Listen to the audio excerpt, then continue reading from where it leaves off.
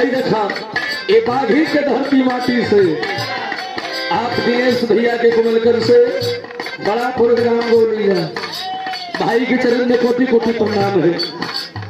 हाँ कुछ विवादों हो गई लेकिन भाई लोग को प्यार दुलार आशीर्वाद हो कहे के बाद और हाथ जोड़ी मांगीला मंगनिया हो देता राजा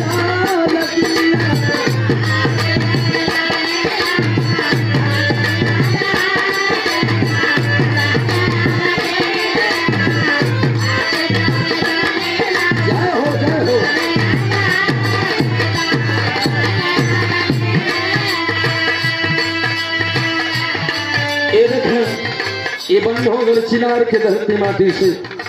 आप धर्म के बड़े भाई आप नक्कू भी भाई के कुमलकर से बड़ा सुंदर सम्मान प्यार साथे साथे जय भीम साथे साथे धन्यवाद और है पुनः पुरस्कार रहा माननीय आप बड़े भाई नक्कू भैया जोर से जय हिंद जय भीम कहे के बाद मंत्रा के लाइन से कहना है।